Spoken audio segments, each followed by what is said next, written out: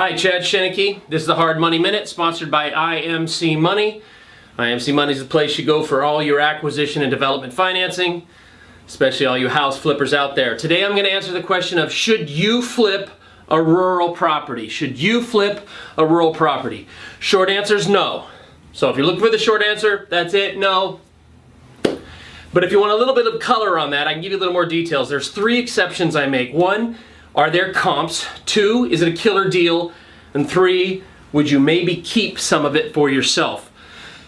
So why would you go rural to begin with? Most of you know you got through your training, whatever you're supposed to be doing or investing, like in subdivisions where there's a lot of comparables, where there's a lot of activity and people are moving. But as you know, it's getting more and more complicated out there. A lot more competition, a lot more people doing it. Margins are getting thinner, so you're kind of looking for other markets. And a lot of you are going outside of the city, but you're getting a little too far outside, and then you stumble into rural property. Now, rural, when I'm talking about rural, I'm talking about, what does the appraisal say? Does the appraisal have it as, residential like in the city or whatever? Do they have it marked as rural? If you're gonna flip a rural property, so you're going out into the city, there's only 3 reasons I would say go ahead and do that. Number 1, are there comps? Are there comparable sales? Usually out in the city, outside in the rural areas, it's like, bigger pieces of ground, 1 acre, 2 acres, 5 acres, things like that. Are there a lot of comparables? If there are, then you're probably going to be okay. See, a lot of times hard money lenders don't like to loan on rural properties because we're worried about exit strategy. But if there's comparables out there, you're going to be all right. So if there's comps, okay, you can maybe pursue that property.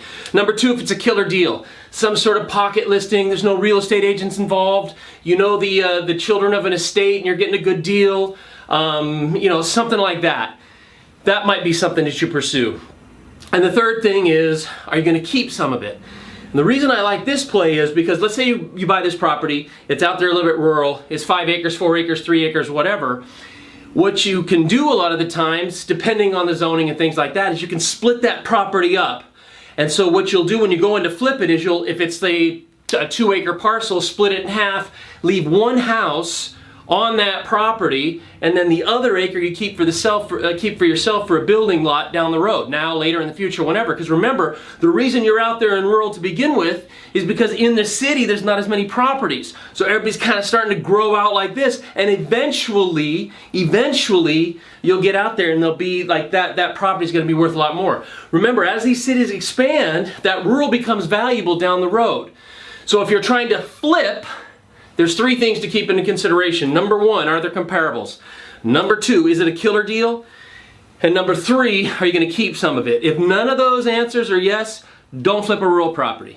All right? All right, pretty simple. Hope you're all having a great day. Thanks for tuning in. Share the video, like my page, all that kind of stuff. Until next time, happy investing.